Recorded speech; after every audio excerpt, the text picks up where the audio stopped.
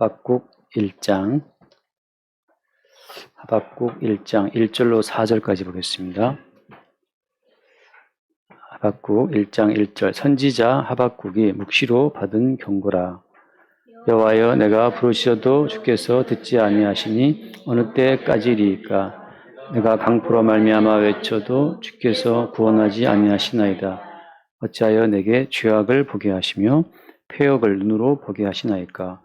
겁탈과 강포가 내 앞에 있고 변론과 분쟁이 일어났나이다. 이러므로 율법이 해이하고 정의가 전혀 시행되지 못하오니 이는 악인이 의인을 에워쌌으므로 정의가 굳게 행하여 지민이이다. 아멘. 하박국에 들어가겠습니다. 하박국은 호박국 같은 걸로 유명하죠. 호박국이나 된장국 이렇게 국으로 종류로 많이 하는데 하박국의 이름의 뜻은 썰이 많아서 그 생각하기로 하고 하박국 선지자의 이 내용이 어떻게 보면 구약 성경 가운데에서는 좀 가장 신약적인 메시지와 좀 닿아 있습니다. 하박국 선지자의 내용을 보면 거의 신약 성경에서 다루고 있는 그런 부분들처럼 다가오는 부분이 많아요. 그래서 예를 들면 이제 2절 말씀에 보면 2절에 여호와여 내가 부르셔도 주께서 듣지 않는다라고 하잖아요. 왜 듣지 않으시는가? 그 다음에 내가 강포로 말미암아 외쳐도 주께서 구원하지 않는다. 너무나 어떤 횡포가 심해서 기도하는데 이 횡포로부터 좀 나를 살려주기를 기도하는데 불구하고 주님이 구원하지 않으신다는 거죠. 이 하박국서에서 이 말은 지금 뭘 보여주는 거냐면 내가 부르짖으면 주께서 들어주셔야 한다라고 하는 이 인간의 믿음을 깔고 있는 겁니다. 여러분 우리가 기도하면 주께서 들어주셔야 되는 겁니까? 우리가 조용히 기도하면 안 들으시고 막 부르짖으면 주여 하고 부르짖으면 주님이 들어주셔야 되는 거예요? 주여 1창 하면 안 듣고 주여 3창, 주여 3창 하면 주님이 들어주셔야 되는 겁니까?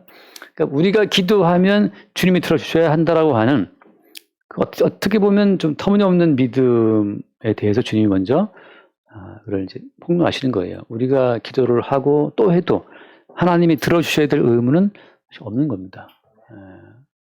왜 없는 거죠?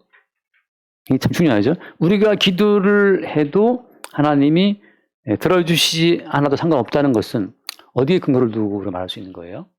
우리가 이미 선악과를 먹고 타락한 존재이기 때문에 이미 우리는 하나님 보시기에 사람이 아니에요. 우리는 그냥 사람이 아닙니다. 우리는 사람이 아닌 거고 사람이 뭡니까? 하나님 보시기에 우리는 짐승도 아니고 하지 짐승이죠, 짐승. 왜냐하면 하나님께서 창조하셨던 본래의 사람은 그죠? 무엇이 선인지 무엇이 악인지에 대한 지각이 없잖아요. 이제 없어야 돼요. 근데 선악과를 먹은 다음부터 인간은 뭐를 불만이 많은지 자기 나름대로 이게 선이라고 생각하는데 자기가 생각하는 선한 상황이 내 삶 가운데 없어. 그때부터 입이 대빨 나와서 불만이 많은 거죠. 왜 이렇게 내 인생은 이렇게 힘들어야 되는 것이냐가 불만이 많은 겁니다. 근데 원래 선악과를 먹기 전에 하나님 본래 의도하신 그 인간은 벗겨놓아도 불만, no problem, 불만이 없어야 되거든요. 가난해도 불만이 없어야 돼요. 계약이 안 돼도 불만 없어야 되죠. 계약했는데 돈이 안 들어와. 안 들어도 할 말 없는 존재가 그게 원래 하나님 주신 인간인데 우리는 지금 계약이 안 되도 불만이 많고 돼도 또 돈이 안 들어오면 또 불만이 많고 이제 우리는 참 말이 많죠. 왜냐하면 우리가 선악과를 먹었기 때문에 항상 우리가 생각하는 어떤 선의 그림이 있고 우리 생각하는 그 선의 그림을 따라 기도한단 말이죠. 하나님 제가 보기엔 이것이 선한 일입니다. 들어주시옵소서.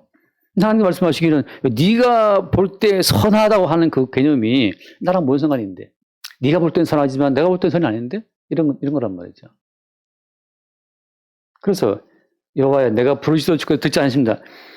네가 부르신다고 내가 들어줘야 될 의무는 어디에 있냐 말이죠. 하나님께서 지으신 본래 인간이 아니기 때문에 우리의 모든 기도는 다 올라가다가 이렇게 떨어져도 추락해도 할 말이 없는 존재라는 사실을 먼저 하나님께서 하박국의 어떤 호소를 통해서 말씀하고 있는 겁니다. 선지자가 기도해도 안 들어 주님이 안 들어주세요. 왜 안 들으시는 거예요?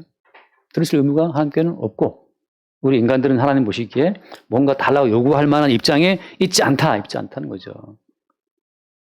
입 닥치고 조용히 죽어라 이거거든요. 근데 우리가 확 조용히 왜 죽을 존재입니까 우리가?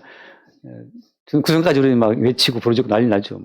주 3창 하도 안 되면 주 3창까지 해가면서 이제 때를 쓴단 말이죠. 그래서 하나님께서 우리에게 너희들이 기도한다고 해서 내가 들어야 될 의무는 없다. 이 사실, 그 사실을 먼저 인지를 시키는 게 참 중요한데 사람들은 오늘날 성경에 나와 있는 뭐 기도하면 들으신다는 어떤 그런 말의 근거를 가지고서 막 기도할 때 다 자기의 욕망을 품고 아까 잠깐 대화 나왔지만 비전을 품고 말이죠. 그 비전은 지 나름대로 품은 비전이에요. 그 비전 누가 품으라 했어. 지 욕망대로 비전을 품어놓고 말이죠. 들어주시옵소서 써붙여놓고 비전 2030 써붙여놓고 그러는데 막 현수막 걸고 좀 이따 불태워버리죠. 누가 비전을 네 맘대로 가져라 했냐 말이죠. 개꿈 꾸고 나서 이뤄달라고 그러니까 주님이다. 뿌리치는 거죠. 그래서 하나님께서 구두의 말씀 보면 3절 말씀 어찌하여 내게 죄악을 보게 하시며 폐역을 눈으로 보게 하시나이까 겁탈과 강포가 내 앞에 있고 변론과 분쟁이 일어났나이다. 자, 겁탈과 강포가 내 앞에 있다. 하나님께서는 이스라엘 백성들에게 겁탈과 강포를 허락하신 거예요. 그토록 기도했는데 성전을 중심으로 해서 온갖 제사를 번제와 소제와 뭐 화목자, 속죄제와 속건제를 뭐 다 드리고 온갖 절기를 지키고 온갖 계명을 지키고 그렇게 열심히 살아왔던 그 성전 자체를 주님께서 이제 겁탈당하게 하시고 강포 가운데 무너지게 하신다고 하는 거예요. 완전한 파멸과 멸망 속에 그들을 집어넣으시는 것은 뭐 때문입니까? 뭐냐면 하나님께서 보시기에 우리 모든 인간들은 하나님 앞에 심판을 받아 마땅한 죄인들이라는 점에서 똑같다는 사실을 보여주는 거예요. 뭐냐면 이스라엘 백성들은 이방인과는 다르다라고 하는 어떤 그 우월의식이 항상 있었습니다. 우리에게는 율법이 있고 성전이 있고 약속이 있으니까. 즉 이방인들한테는 율법도 없고 개 같은 할례받지 못한 이방인들이기 때문에. 그러나 우리에게는 약속이 있다. 율법이 있다. 그것이 그들의 자부심이었단 말이에요. 똑같이 오늘날 우리에게는 뭐가 있습니까? 우리에게는 예수 믿는 믿음이 있고 예배당, 교회도 있고 말이죠. 또 뭐 있습니까? 우리 가운데 있는 거. 목사님도 있고 말이죠. 목사도 있고 또 집사도 다 있고 다 있다 말이죠. 다 있어. 없는 거 없어. 다 있어. 다 있는데 하나님께서 그들을 멸망을 시키시는 거예요. 그래서 왜? 뭔데? 자, 참 중요한 거예요. 뭐냐면 하나님께서 우리를 바라보실 때에는 우리의 본질이 이방인들과 우리의 본질이 차이점이 있다 없다? 차이점이 전혀 없다는 그 사실. 이성계의 아들 이방원이가 그죠? 그 정몽주를 찾아가서 한 수 실을 읊어 던지잖아요. 이름하여 하여가라고. 이런들 어떠하리 저런들 어떠하리. 무슨 산이죠? 만수산 드렁치기 얽혀진들 어떠하리. 우리도 이같이 얽혀서 천년만년 누리자 이렇게 했는데 정몽주가 무슨 말 합니까? 닥쳐라. 이 몸이 죽고 일품 고쳐주고 너서 읽고 없고 말이죠. 이명한 일편단심이야 가실 줄이 있으리라 하고 또 이게 또 나름 지조 있다고 이제 응수한 거 아니에요. 그래 너 지조 있어? 그럼 죽어라 하고 철퇴로 이제 머리를 깠단 말이죠. 그래서 보냈어요. 여기에서 하나님께서 우리에게 하신 말씀은 너에게 무슨 지조가 있냐. 니들은 그냥 이런들 어떠하며 저런들 어떠하며 돈만 많이 벌면 오케이지. 이런들 저런들 성공하면 오케이고. 예수를 믿어도 뭐 돌아오는 거 없으면 때려치고 그냥 나가고. 그게 사실 우리의 본성과 맞다는 거예요. 우리 육신, 놀기 좋아하고 쾌락을 좋아하고 세상을 사랑하고 돈 좋아하고 하나님보다 재물을 더 사랑하고 그런 우리의 본성이 예배당이 있고 목사가 있고 뭐 장로가 있고 집사가 있고 뭐 언약이 있고 법이 있고 그런 모든 것으로 자기를 아무리 덮고 가린다 하더라도 그런 본성이 네 속에 있음을 하나님께서는 어때요? 아신다는 거죠. 그거 다 지키고 나면 남는 건 뭡니까? 쾌락 사랑하기를 하나님보다 더하고 하나님보다는 재물을 더 사랑하고 세상을 사랑하고 그 똑같은 본질이기 때문에 어때요? 하나님이 너희들에게 겁탈을 시행하고 강포를 시행해도 너희들은 마땅하다는 그 사실을 주께서 오늘 말씀하고 있는 거예요. 하박국 선지자를 통해서 처음 하시는 말씀은 왜 안 들으십니까, 주님? 오히려 왜 겁탈을 보내십니까? 그래서 내 앞에 변론과 분쟁이 일어났다 말이죠. 어째 우리가 무슨 문제가 있냐, 우리에게 뭐 예배가 부족하니? 기도가 부족하니? 뭐 헌금이 부족한가? 뭐 비전이 부족한가? 뭐 예배당 인테리어를 좀 약하게 했나? 5만 가지를 두고 변론과 분쟁이 일어나고 있어요. 한국 교회 내에도 한국 교회의 그 쇠퇴함을 막기 위해서 도대체 뭐가 부족하냐 한국 교회가. 기도가 부족하다. 새벽기도 막 일어나고. 한국교회 지금 뭐 예배가 부족해. 예배를 살리자. 뭐 예배 살리자. 그 수없이 많은 변론 감정이 일어나도 답은 하나예요. 답은 하나. 너희들은 하나님 보시기에 이방인과 속성이 똑같기 때문에 너희들은 그냥 조용히 죽어 마땅하단 말이죠. 죽어 마땅하다.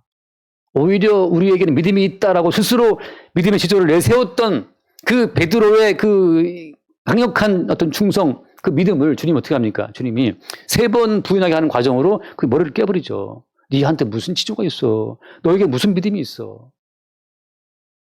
여러분, 목사를 믿지 마세요. 목사도, 왜냐면 목사에게 무슨 지조가 있겠습니까? 목사도. 흔들리는 갈대처럼 흔들리는 거지. 사실은 뭡니까? 그, 요한이 말했던 것처럼 나는 광야 외치는 자의 소리다, 소리. 그 말을 왜 하는 겁니까? 소리라는 말은 세례요한 본인도 본인을 믿지 않았어요. 다만 주님이 주의 성령으로 자기를 통해서 그 어떤 소리를 낼 뿐이죠. 소리를 주님께서 세례 요한의 입을 통해서 말씀하실 뿐이지 세례 요한이 인격적으로 훌륭하기 때문에 그 말씀을 붙잡고 있다 아니라는 거죠. 똑같죠. 저도 매일 기도하는 게 뭐냐. 저에게 무슨 지조가 있겠으며 무슨 대단한 믿음이 있겠습니까? 예, 손양호 목사님이야 뭐 어떻게 했다.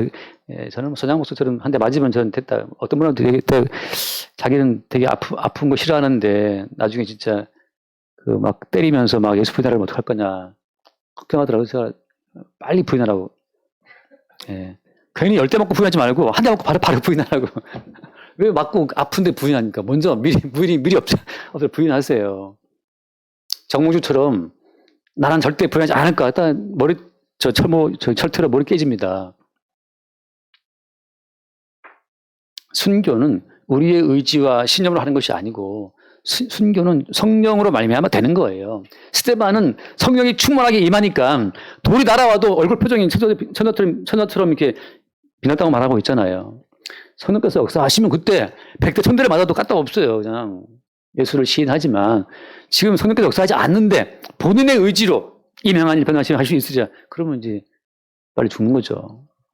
그래서 본인이 말하기를 나는 뭐 지도를 치겠는데 주님께서는 우리를 이미 죄 아래 가둬놨기 때문에 스스로 지도 세우려고 하지 마시라 이 말이죠. 그건 자기 믿음이에요. 자기 믿음. 교회들마다 베드로는 부인했지만 우리는 부인하지 맙시다. 베드로는 3번이나 부인했지만 우리는 부인하지 말자고 막 촉구하는 그런 말들을 많이 하는데 그건 지금 신념 강하고 세뇌 교육 시키는 거예요. 순교는 성령으로 말미암아 되는 것이고 사실은 우리가 그냥 살아가는 자체가 다 이게 순교입니다. 살아가는 자체가. 그냥 밥 먹고 텔레비 보고 넷플릭스 보면서 살아가는 자체가 그게 순교라 이거죠. TV 그런 것도 이게 힘든 일이에요. 제가 TV 거의 못 보는데 너무 힘들어갖고. 영화를 하나 2시간짜리 보면 너무 지쳐 힘들어요. 누워봐야 되는데, 그것도 쉽지 않더라고요. 요즘에 짤방 잠깐씩 이렇게 쇼츠 올라오는 거 보고, 이거 돌아가는 거. 차무식이 죽었구나, 이게. 이런 거 얘기 있잖아요. 차무식이 누가 죽였지? 이제 물어보고 이렇게. 그 뭐 전파리가 죽었다 하더라고. 예, 전파리가 죽였대요. 예. 그래서 지금 하는 말은 뭐냐. 이방인이나 너희들이나 본질상 똑같은 죄인이라는 그 사실을 받아들이게 되면 당연히 겁탈과 강포가 당연한 것인데 거기에 언약으로 율법으로 성전으로 제사로 가리니까 그것이 그들의 권리가 되어서 당연히 우리는 기도를 응답받아야 되는 것처럼 속고 있다고 하는 거죠. 하나님께서 우리에게 뭘 해줘야 된다는 그런 의미는 없어요. 이미 우리는 죄인이기 때문에 다 죽어 마땅한 죄인이기 때문에 지금보다 더 심하게 망가진다 하더라도 하나님 보시기에는 아무런 문제가 없다. 주님께서는 이 와중에서 전체 우리 모두를 우리의 의지와 우리의 신령으로 붙잡고 있는 그 우리의 믿음 자체를 다 허물어뜨려요. 다 무너뜨린 그 다음에 주님으로부터 주어진 그 믿음을 우리 가운데 심으시는데 그때 주님으로 주어지는 그 믿음이 오게 되면 뭘 인정합니까? 우리가 바로 죄인 중에 교수임을 인정하게 돼요. 다시 우리가 주장하는 믿음, 내가 붙들고 있는 나의 어떤 신념적 그 믿음이 다 깨지고 허물어지고 박살나고 난 이후에 그 주님께서 우리 가운데 허락하시는 선물로서의 믿음이 주어지게 되면 그 차이는 어디에 있어요? 그 차이는 선물로 주어지게 된 믿음이라고 하는 것은 나의 모든 믿음을 다 허물어 버리고 주어진 믿음이기 때문에 거기에는 우리의 공로, 어떤 우리의 개인적인 어떤 그 반대급부를 요구하는 것 자체가 일체 없다고 하는 거죠. 그때 나오는 고백이 바로 뭐냐? 그 오늘 아침 했던 말씀인데 하박국 3장 끝에 말씀 먼저 볼게요. 3장 17절 말씀, 17절 말씀, 3장 17절 말씀 볼까요? 비록 그 아침에 준 거 있을 거예요, 정선자는. 비록 무화과 나무가 무성하지 못하며 포도나무에 열매가 없으며 감람나무에 수질이 없으며 밭에 먹을 것이 없으며 우리의 양이 없으며 요단강에 소가 없을지라도 이 없고 없을지라도 만족하는 것은 뭐 때문입니까? 왜 이것이 어떻게 때문에 이것이 당연한 것이기 때문에 예수님을 3번 부인한 베드로가 만약에 네 스승을 배반하고 예수를 3번 부인한 주제에 무슨 소출이 많기를 바랍니까? 무슨 열매가 많기를 바래요. 예수를 배반한 주제에. 구원자이신 예수를 못 박아 죽인 주제들이 구원받기를 바랄 수 있습니까? 그러니까 예수를 배반하고 세상을 더 사랑한 주제들에게는 아무것도 없다 하더라도 마땅한 거죠. 하박국 1장에서 하박국이 자기의 믿음의 근거에서 왜 주님 듣지 않으십니까? 따졌던 이 하박국이 끝에 가서는 무슨 고백합니까? 왜 듣지 않냐고 따졌던 이 자체가 이게 지금 주제는 없는 짓이었고 우리는 이렇게 겁탈을 당하고 망해도 마땅한 것이었네요, 주님. 알고 보니까. 이방인과 다를 바가 전혀 없는 우리의 이 본질을 봤을 때 우리는 망하는 것이 마땅하였습니다. 라는 그 죄인 중에 괴수로서의 자기의 마땅한 그 파멸과 멸망을 고백했을 때 나는 고백이 오늘 그 끝에 있는 말씀이에요. 뭐가 나무가 무성하지 못하고 포도나무가 열매가 없고 감람나무 소출이 없고 뭐가 없고 다 망한다 하더라도 그것이 어떻다? 마땅한 것이었군요. 왜? 내가 예수를 3번 부인한 자고 내가 예수를 팔아먹은 자인데 요셉을 팔아먹은 형 입장에서는 요셉이 그들에게 아무도 주지 않는다 하더라도 어떻습니까? 그게 당연한 거죠. 동생 팔아먹은 주제에 뭘 바랍니까? 사람을 죽였다. 사람 죽였으면 감옥 가야지. 왜 안 가려고 그러냐 말이죠. 근데 차 타고 가다가 차를 긁었어요. 긁었으면 당연히 긁었으면 그게 아니라 그때 무슨 신호를 위반했구나, 참. 제가 청년 때 부목사님 차 타고 어디 가고 있었는데 신호 위반 딱 걸렸어요. 그 순간에 이제 좀 봅시다. 그때는 운전했던 부목사님이 나 저 크리스찬인데 거기서 크리스찬이 왜 나오지? 나 크리스찬인데 여기 어디지 가는 길이다. 이제 이렇게 얘기했어요. 그러니까 그 순경이 갑자기 크리스찬이 뭔가 순간이 약간 멍멍해서 무슨 청와대에서 나왔지 싶고 갑자기 순간적으로 이제 당황한 거죠. 제 생각은 뭐냐면 크리스찬이니까 당연히 벌을 어겼으면 벌을 받아야지. 벌을 안 받고 넘어가기를 바란다? 유행수를 바란다? 그건 미신이에요. 성경에서는 계산이 정확합니다. 마땅히 네가 범죄했어. 그럼 벌 받아야지. 벌금 내야지. 범죄했으면 당연히 죽어야지. 그 마땅히 죽어야 될 그 자리에서 그래서 뭘 보는 겁니까? 우리는 그 대신 죽었다고 하는 그 예수 그리스도를 바라보는 거지. 나는 믿으니까 난 당연히 어떤 그 용서의 권리가 있다. 용서는 권리가 아니에요. 용서해 달라고 요구하는 것은 권리가 아니잖아요. 범죄했으면 죽어야지. 그게 공의죠. 죽어야지. 왜 살기를 바래? 너 범죄했어. 그럼 망해야지. 너 세상을 사랑하잖아. 그럼 세상과 함께 죽어. 돈 사랑하잖아. 그럼 돈과 함께 죽어. 죽어야 마땅한데. 내가 돈 사랑하지만 좀 봐주시오. 나 당신 믿으니까. 나 믿을게. 좀 봐달라고. 그건 믿음이 아니에요. 마땅한 죽음의 자리에서 그때 벌써 대신 죽는다는 그 예수님의 십자가의 희생이 보이는 거고, 그때 대신 죽으신 예수님의 희생 가치가 제대로 드러나는 거지. 죽어 마땅한 자의 자리에서만 대신 죽은 예수가 드러나는 거죠. 제가 늘 하는 강도의 고백처럼 이렇게 우리가 죽는 것은 당연하다. 그 당연하다고 하는 그 당연한 자리에서만 비로소 대신 죽는 예수가 보이는 거지. 네, 믿으러 드릴게. 좀 봐주시오. 믿어드릴게. 믿어준다잖아. 믿을게, 이 양반아. 좀 봐줘, 좀. 이건 믿음이 아니잖아요. 떼부리는 거지. 다 안 믿으면 나는 다시 믿어줄게. 예수님이, 너도 꺼져. 다 꺼져. 다 꺼져. 돌아와서 봅시다. 1장 4절 말씀. 이러므로 율법에 회의하고 정의가 전혀 시행되지 못하오니 이는 악인이 의인을 에워쌌으므로 정의가 굽게 행하여 짐이니이다. 이러므로 율법에 회의하다. 여러분, 율법은 율법대로 아주 정확합니다. 어떻게 정확해요? 탐심은 우상 숭배다. 그죠? 우상숭배는 어때요? 우상숭배는 하나님의 질투를 일으키는 죄이기 때문에 어때요? 반드시 죽어야 되는 거죠. 율법은 정확해요. 매 순간 우리를 죽어마땅한 자의 자리로 우리를 떨어뜨린다고 하는 거죠. 우리가 예수 믿으니까, 내 복음 아니까, 나 특히 십자가 복음 말하고 그러니까 난 좀 괜찮아질 거야. 그건 도둑놈 심보예요. 그냥 우리는 매일 그냥 망하고 죽어야 마땅한 자입니다. 하나 말씀 봅시다. 내가 늘 읽는 말씀이지만, 로마서 11장 32절. 로마서 11장 32절. 지금 지금 무릎 저가 아파갖고 지금 물이 흥건한데 지금. 32절. 하나님이 모든 사람을 순종하지 아니하는 가운데 가두어 두시는 모든 사람에게 공의를 베풀려 하시노다. 예, 순종하지 않으면 죽어야 되는 거죠. 그러니까 너희들은 다 죽어 마땅해 겁탈을 당하고 강포를 당하고 패망하고 병들고 욥이 당했던 그 모든 고난 자체가 그것이 마땅하다라고 하는 그 마땅한 저주의 자리에 우리를 가둬놓고 나서 어때요? 그 상태에서 어떻다? 그 상태에서 긍휼이 주어지는 거예요. 긍휼이.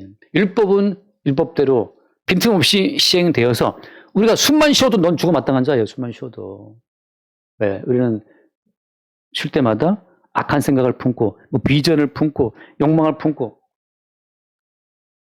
그 다음 말씀 깊도다 하나님의 지혜와 지식에 풍성하며 그의 판단은 헤아리지 못할 것이며 그의 찾지 못할 것이로다. 우리의 모든 판단과 지식이라고 하는 것은 다 내가 갖고 있는 어떤 선악적인 지평에서 이루어지는 거기 때문에 하나님 보시기에 하나님의 어떤 그 길 자체를 찾지 못합니다. 하나님의 길은 일단 죄인을 죽이시는 길이기 때문에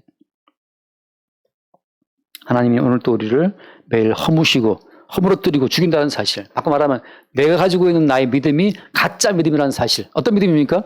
내 살고자 하는 그 욕망의 바탕을 두고 내가 믿어드릴게 나오는 믿음이니까 그 믿음이 가짜 믿음이죠. 주님이 그 믿음을 부셔버리고 너의 존재는 오늘부로 파괴되어도 마땅하다라고 하는 마땅한 죽음의 자리로부터 주님이 새롭게 주의 믿음을 우리 가운데 부어주시는 겁니다. 그 주님이 주시는 그 믿음을 받게 되면 뭘 알게 되는 거예요?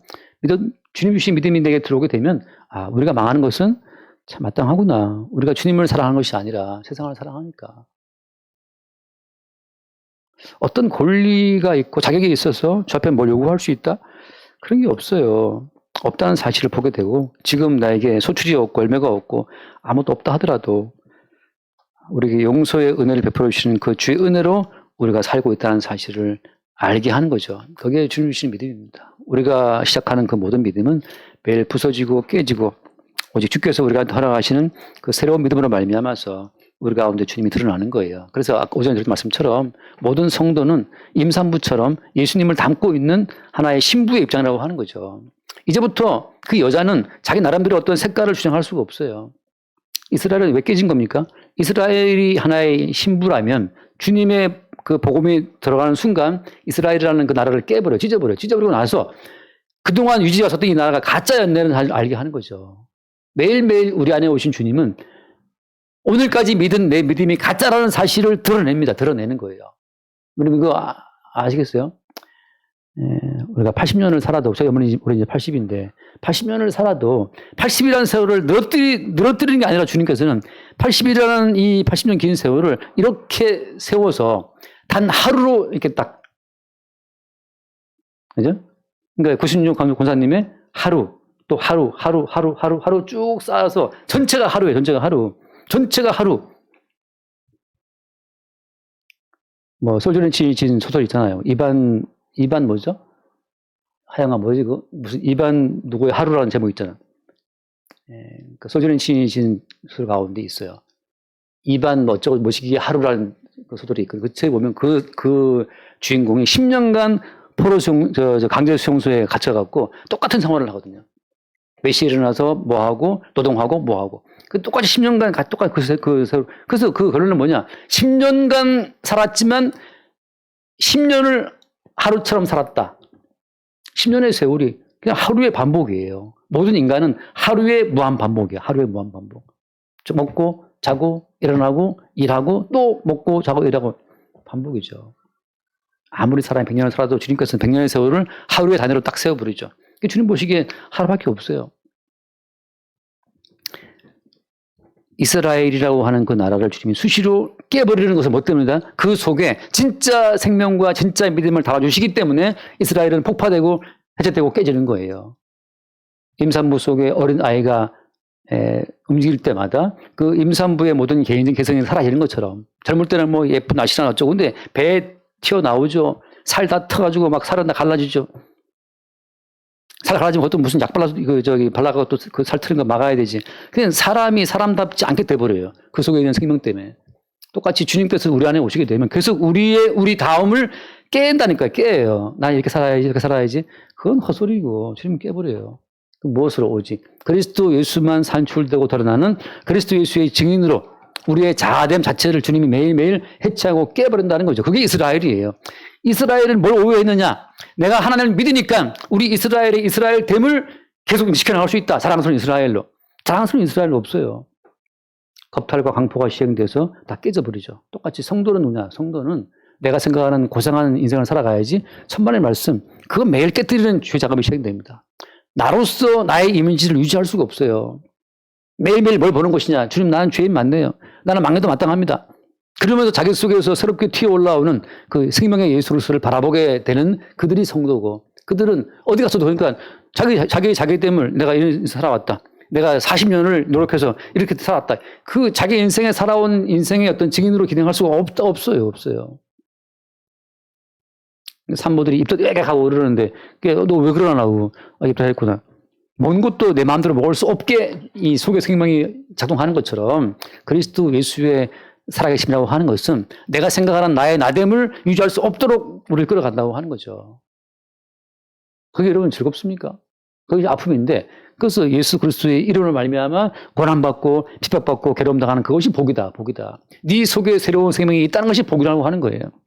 어린 신부도 결혼해서 애를 가지면 그 아이가 잉태되어 자체가 그것이 경화드립니다 하고 축하할 일이라고. 여자는 죽을 지경인데 주변에서는 감축 두려웁니다 그래. 지금 여자는 죽을 지경인데. 감축이지 감론이지 아무튼 있잖아요. 네. 성도의 인생은 그리스도 예수를 나타내고 드러내는 하나의 증인으로 이미 택함을 입었기 때문에 자기의 자기됨을 유지할 수 없다. 매일매일 깨지는 우리의 자아. 믿음이 있었나 싶은데 믿음 없어요. 주님을 사랑하나 싶은데 주님을 사랑하는 거 없어요. 그렇게 매일 우리의 우리됨이 깨지고 새롭게 예수 그리스도가 우리의 죄는 돌출되어 나오는 그런 모든 과정으로서 주님께서 우리 가운데 역사하는 그것이 오늘 말씀 1절 말씀처럼 묵시로 받은 경고라. 계시의 세계에서 매일매일 경고가 날아옵니다. 네 인생의 주는 네가 아니잖아. 너는 꺼져. 네 속에 내가 담아놓은 예수의 생명이 튀어나온다. 그게 경고예요. 매일마다 우리 속에 담아놓은 주의 생명의 약동이 우리의 자아됨을 깨트리고 튀어나올 때 주님 전 죄인 맞습니다. 죄인 맞으니까 망에도 마땅하죠. 망에 마땅한 나를 오늘도 주님이 은혜로 그냥 살게 하시는군요. 그 사실을 매일 볼 뿐이고 그러니까 어디 교만할 데 없어요. 어디서 우리가 기도했네 뭐 했네 자랑할 수 있습니까? 40년 목회의 세월 하루치밖에 안 되는 것 같다가 뭘 자랑하고 그냥 참 정말 죄인밖에 안 되는 것을 주님이 오늘까지 여기까지 있게 했다는 말을 할 밖에 없죠. 그렇게 우리의 모든 삶이 그리스도 예수가 우리를 찢어놓고 우리를 찢고 튀어나오는 그 예수 그리스도의 어떤 증언의 삶, 증인의 삶으로만 우리가 기능할 수 있기를 바랍니다. 기도하겠습니다. 주님 당연히 기도하면 응답하실 거로 생각하지만 당연한 것은 아무것도 없고 오직 대신 지구신 예수님의 십자가 희생에 근거해서 모든 것이 주어지고 작동하고 있다는 사실을 새롭게 보게 하시니 감사합니다. 날마다 우리가 생각하는 우리 자아의 모습을 깨뜨리시고 우리 속에 주에 들어오신 예수님의 살아계신만 새롭게 목격하고 그 예수님의 살아계신만을 증거할 수 있도록 우리를 이끌어 주옵소서. 우리 주 예수 이름으로 기도드립니다. 아멘.